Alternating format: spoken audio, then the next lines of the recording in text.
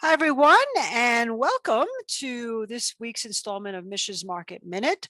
My name is Mish Schneider, and hopefully I took a break for a couple of weeks. You got to watch the video on Real Motion, but more importantly, right before I left, I got you a video on all things commodities, and I'm reminding you of that because it's not too late for you to go back and watch it. All of the commodities that we talked about have continued to skyrocket. But for today, we're going to do something a little bit different since we're in the heart of earnings season. I really enjoy going through some of the symbols that have already reported. So we've got a whole bunch of them in all different sectors. And as you know, with the overall market right now, it's desperately trying to hang on after having a little bit of a correction while the Dow goes on to new all-time highs. Earnings season has been positive for the most part, but some of the instruments, particularly the ones that were flourishing in the pandemic, have really gotten hurt. So we're going to go through a whole bunch of them.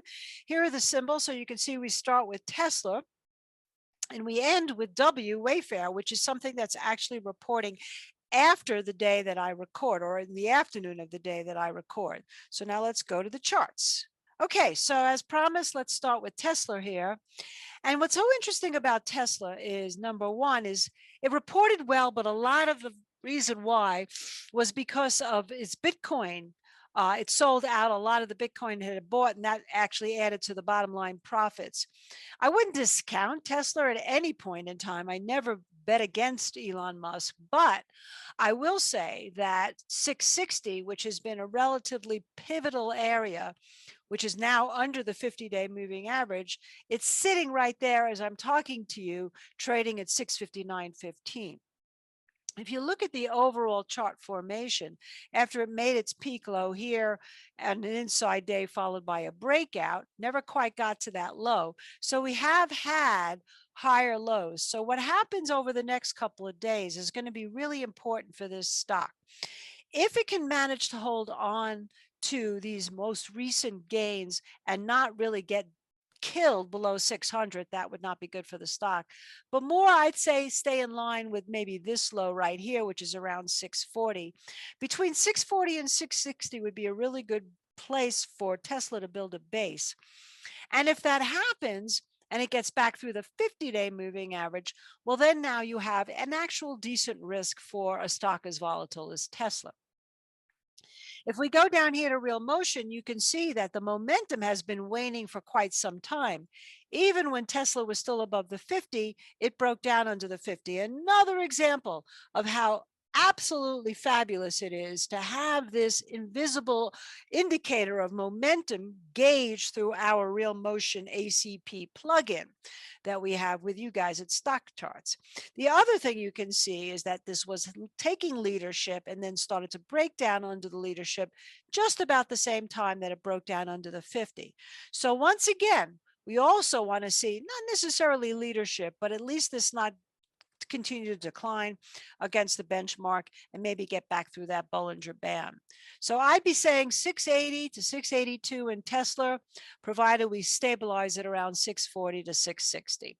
Okay, next one is actually commodity based. And this is VAL, it's materials and steel. So, hey, no surprise here. This reported also right after actually Tesla did this, and so a couple of weeks ago now. And you can see if we go back a couple of weeks, it was actually giving you a pretty good indication over the all-time highs here to get long. So unfortunate that I wasn't around to give you this particular pick at that point in time. But the question is now is, are these new highs merited in terms of the momentum? And if we look at the momentum here right now, it was up at a higher level where the price was at a lower level back here. And the momentum here also was higher than where it is now with the price being higher. So what that tells me is I wouldn't be chasing this one at this point, but these are the kinds of things you want to look at to see if maybe we're starting to reach any kind of top. Not that I'm saying there is necessarily, but any kind of top in some of these industrial metals that have done very, very well, like copper and like steel, or it could be just related to this particular company. So this is a Brazilian company, actually. And now let's move on from there to Microsoft. So some say that Microsoft would have continued to do well if Bill Gates didn't announce that he was getting divorced from Melinda. I think that's funny, but sometimes you just never know what catalysts are. But nonetheless, this reported very, very well. And after it reported, immediately made this tick up to new highs, and then the next day gapped lower. So when we have that kind of topping pattern, we look for about a 10% correction. So the high that day was 263. So we're going to look for about a $26 low from here. So if you take $26 from 263, you get 235. Now, it doesn't necessarily have to get all the way down to 235, which would be about this level right here. That would mean that it breaks the 50-day moving average. But nonetheless, Microsoft was a stock that really basically did nothing much through the pandemic, except for the more recent move. And now it's back down testing the 50-day moving average. So if we look down at momentum, that wouldn't necessarily get me excited to buy it against the 50 because the momentum is underneath the 50. And of course, you can see how it's losing leadership here. So what I would probably want to do is give this a little bit more time to prove it can hold the 50. If it gets down to around 235 and then gets back through the 50, that's another way to look at it. And I would definitely want to see the momentum get back over the 50 as well. Now, the next one that also reported really well was Alphabet. And Google, I like to call it Google, even though it's Alphabet, just easier to say. This actually also did very well on earnings and also made a new high on momentum. So things looked pretty good at that point. But now, of course, along with the market and the whole tech and mega cap stock market, it's gone down a little bit here. But it hasn't broken the 50-day moving average here, and it's still showing some leadership. So if I were going to trade this, you'd have to really risk to right around all these lows right here, or at around 22.22. That's a nice, easy number to remember. But that's $100 away from where the price is now. So if you wanted to look at something a little bit better, I think to control risk for a more active trade, I probably would say I'd like to see it get back over this high, 233, 2335. And then I would probably look to risk really tight, like if it starts to break down again under 2270, that would be, I'd be gone. I don't really love trading these type of highly expensive stocks. You have to position size accordingly. That's the whole key right there. Now, moving on to a different area, of course, is in the transportation sector, is UPS. Now, UPS is doing extraordinarily well. And this is probably the best sign for the overall market right now, is that goods are moving and moving robustly.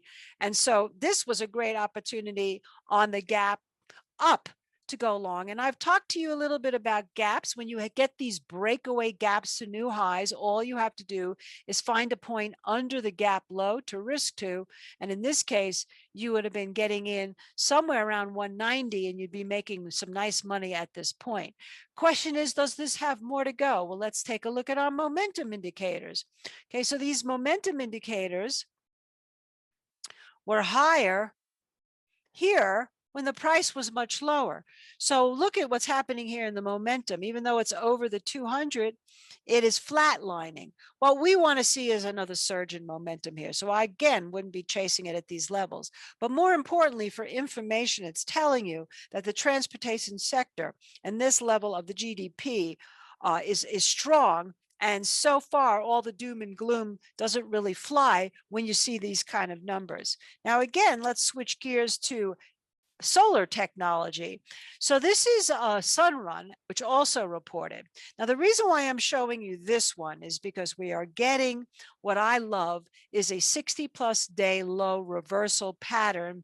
Don't have volume indicators on here, but generally it means that you also want to see some decent volume. So if you look at yesterday, earnings report, the low was 40.97 and the high was 44.40.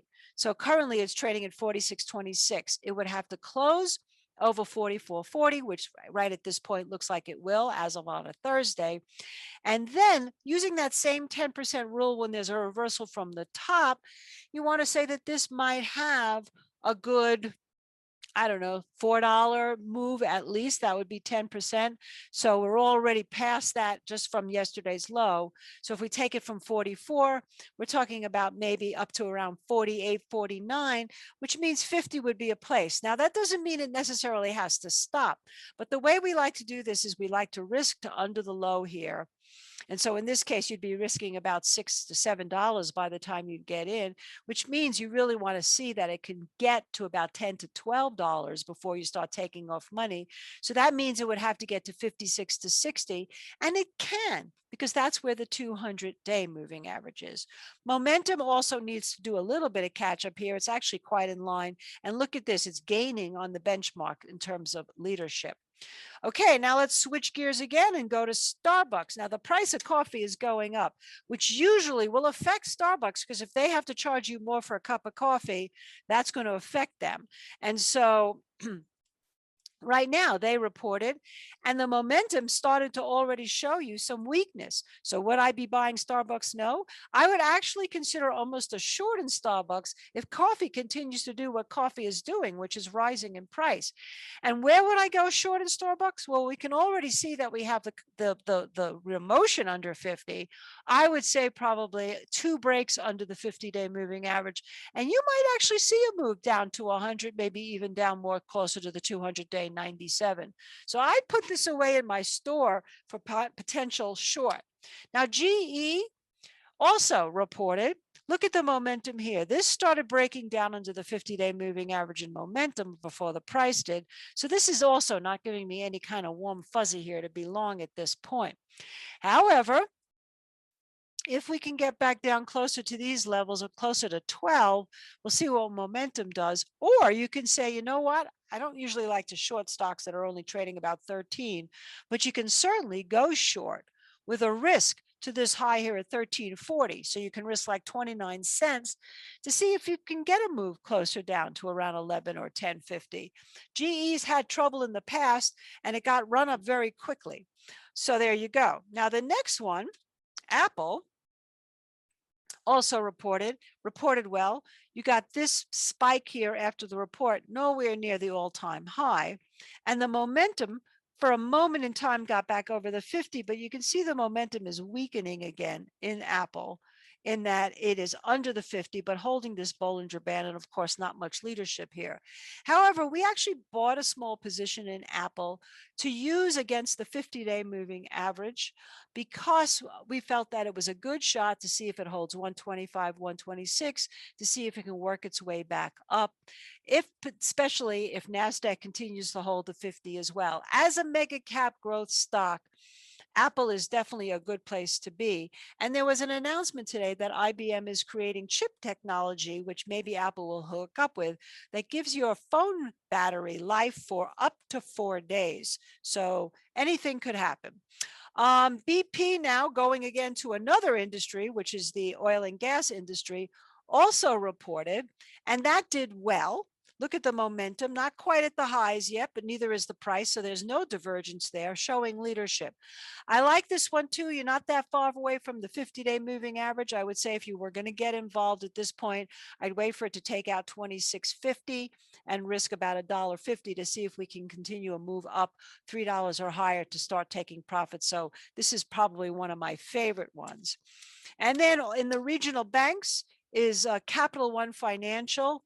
Capital One Financial, I think I may have talked about this with you a while ago when we talked banks, and I mentioned it was a good buy. This was some time ago. And now look at it, making new all-time highs. Is the momentum catching up here? Well, yes, actually, we have an improved momentum here. So right now, this looks pretty good. Kind of missed the boat on this, but more importantly, what you're seeing is that the banking sector is still holding up strong, which is another positive for the overall market. Now let's move on to JetBlue, yet another industry. So this is the back to normal trade, reported obviously not that well, but that kind of makes sense. Under the 50-day moving average in momentum, under the 50-day moving average in price. So this again makes this kind of easy. If we can get 2 closes over the 50-day moving average, you got a decent risk to these recent lows here between 1850 and 19. And you want to see the momentum get back through the Bollinger Band as well, and for it to start showing some leadership. But this always has potential, this particular instrument. Facebook, now we're back into the growth stocks here, social media. This also did very, very well. And I think I had shown you this one as well. We had skin in this game, we were out. But nonetheless, now that it's coming off, look at the momentum coming off. So if it stabilizes around here, based on this gap, see, here's a day where if you would have bought the gap up to new highs, you would have actually lost money. But in this case now, if it holds above these levels right here or above 310 and starts to stabilize and we start to see some momentum come back, Facebook could still be a good play potentially. Now, again, let's move on to yet another industry, retail. This was a pandemic sweetheart, Shopify, because people were obviously shopping online and not going out. So now, after this reports, you can see the momentum started to decline here. This is why these momentum indicators are so great. Now we're sitting right on the 0 line of momentum as we're breaking down under the 200. So this, like so many of those pandemic darlings, are just really getting hammered here. And I think at some point, it will come to some kind of fair value. And I'm hoping to see something like a new 60+ day low or a divergence in momentum or something like that. Would I short this particular stock right now? Well, you certainly can do it against today's high because it's breaking the 200, or see what happens one more day to see if you can get a move back down to about 1,000. So there's a couple of shorts here on these pandemics that could be setting up. Now, Yum Brands is doing great. It's food. And in the food situation right here, you had good earnings. And now you made a new high here, and now it's coming off a little bit. Momentum is still not killer. Momentum was higher when the price was lower. So this tells me these are great ways to say, should I chase or not? I'd say no. Would I go short this stock? No, but this would be one that I would look at for fun, but not necessarily trade. Now, one of my favorite pandemic darlings, which has gotten hammered, is Teladoc. Now, yes, people are going to go back to doctors, absolutely. But that doesn't mean there isn't going to be a lot of people who are going to continue to see doctors online. So this is a great example of really crap earnings and just terrible performance. But if you go back here, we're heading into some support at around 147. We want to see some stabilization in momentum, or this could be a situation where we see a new 60+ day low, but it would have to confirm with either an inside day on a Friday and then a breakout on a Monday, or the breakout the next day over and a close above 156.39, and then you can risk to the low of 149.41. At least you know one thing, earnings are out of the way. But some of these pandemic darlings have just gotten, I think, a little too beaten up. Now, Amazon did great in the pandemic and did great on earnings, but this too is also starting to lose favor, and yet is still holding above the 50-day moving average. So this could be an interesting one if it holds around this 32.10 to 32.50 and we start to see the momentum go up. You have a rare situation where you can risk very little to under the 50 in Amazon. So I would definitely, if you like trading this stock, be keeping my eye on Amazon as well. And if we just look at the classic 10% move from 3,500, that's 350, right? So that's 3150, which is under the 50. That's why I really like this risk now under 3,200 if it proves that it can hold. Now, MasterCard is yet another one. Somewhat involved in, well, not only consumer, obviously, but also somewhat involved here in terms of the crypto space. And yet this too, after earnings, is selling off, broke down in momentum and in leadership, but sitting right underneath the 50. So I would want to see some momentum come back in this, or I'd leave it alone. But if it does, it also really needs to clear 375. Again, moving on. to Caterpillar, industrials. Now, this is doing very well because of the whole home building space and construction space.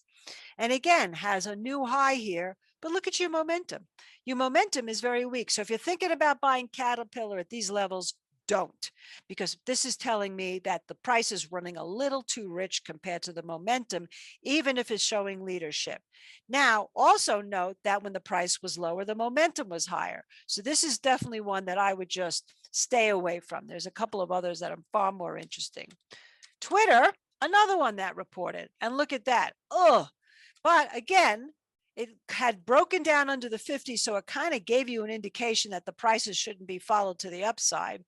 And now we're looking at this 200-day moving average and a possible new 60-day low. So what I would do with Twitter is I'd be more interested in what happens about the 200 than I would what happens in momentum here. Clearly, you don't want to see it break the zero line.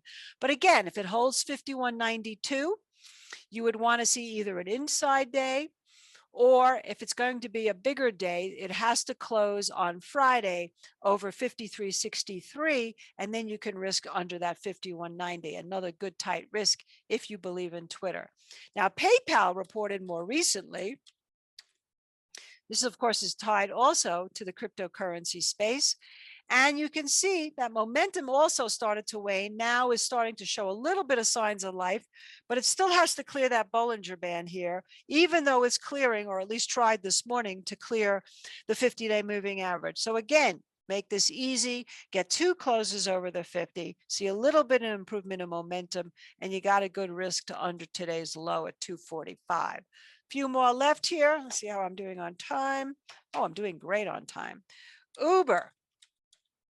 Now, Uber actually missed on the top line, exceeded on the bottom line. And Uber Eats was the big deal, of course, during the whole pandemic. Nobody was Ubering around. What I think is so interesting about Uber right here, though, is that it's sitting right on the 200-day moving average, but people are starting to Uber again. I like to tell the anecdote about that. We had friends come from out of town, and they got to our house late at night with an Uber. They got back to the airport in an Uber. They Ubered their way around town when there was no car available. So you're starting to hear the verb Uber again. I'm Ubering here, I'm Ubering there. Certainly, we're not seeing that in the reflection of the price here, as this thing just got hammered. So what are we going to look for here? We want to see some kind of stabilization, first of all, in momentum, which means the zero line. We want to see maybe a tick up. We want to see this hold the 200. And with a new 60-plus day low, a good reversal would really be the thing to wait for. So maybe an inside day, maybe a couple of inside days, but at some point, it would have to clear this high, let's call it 50, and then you could risk to whatever the low is. If the low turns out to be today, then your risk would be 46.34. But I don't think Uber necessarily is going to go away. This is going to be another post-pandemic that at some point will come back. Now, General Motors also reported well. Momentum, but sitting at least back over the 200. Here's your 50-day moving average right here. And with the 50-day moving average, now you're getting a second close above it. So if you were interested in General Motors, you got such a clean risk to under this low right here. So 54.25 would be your risk, and then see where it goes. Now, the car industry in general, Tesla's gone down, but Ford's going up, General Motors is going up, and then a lot of the electric cars have gotten killed as well. So this is really, I think, more reflecting the consumers, people trying to go out and buy new cars. If you've looked at the used car market, it's just been ridiculously expensive. But nonetheless, I don't love this, but it certainly gives you a clear risk. And maybe I would give this a little bit more room, like up to these two highs here. You see this high is 58.34. Today's high is 58.41. So maybe through 58.50, that might give me a little bit more comfort about knowing it got through resistance.